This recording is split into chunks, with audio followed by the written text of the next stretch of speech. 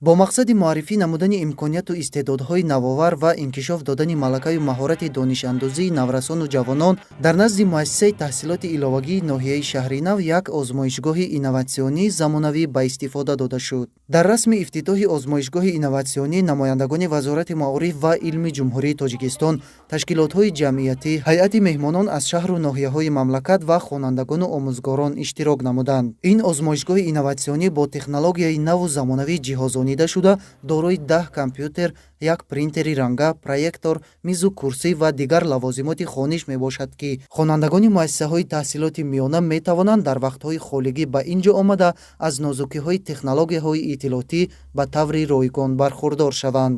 имрӯз мо кормандони муассисаи таҳсилоти иловагӣ соҳиби як озмоишгоҳи инноватсионии замонавӣ шудем, ки бо дастгирии Вазорати маориф ва илми Ҷумҳурии Тоҷикистон дар ҳамкорӣ бо ЮНИСЕФ ва ташкилоти Иттиҳодияи Аврупо ва ташкилоти ҷамъиятӣ ҳамсол ба ҳамсол бо технологияи нав муҷаҳҳаз гардонида шудааст. Дар ин озмоишгоҳ мо бо наврасону ҷавонон нозукиҳои технологияи иттилоотии замони муосир ва кор бо онҳоро меомӯзонем. ҳамзамон дар ин озмоишгоҳ тариқи барномаи пешсаф идеяҳои фарогирандаи мушкилоти иҷтимоии ҷомеа ҷамъоварӣ гардида, ҳамчун лоиҳаи хурд амалӣ гардонида мешавад. дар озмоишгоҳи инноватсионӣ ба пешбурди нақши ҷавонон ва наврасон дар ҷомеа тавассути лоиҳаҳои навоварӣ, эҷодкорӣ ва ихтироъкорӣ бо истифода аз технологияҳои муосир тарҳрезӣ ва амалӣ карда шуда, баъд аз хатми он хонандагон соҳиби сертификат мешаванд. муассисаи таҳсилоти иловагӣ дар ноҳияи Шаҳринав фаъолият дошта, дар самти таълиму тарбияи хонандагон барои дарёфт ва рушди истеъдодҳои наву ҷавон хизматрасонӣ менамояд.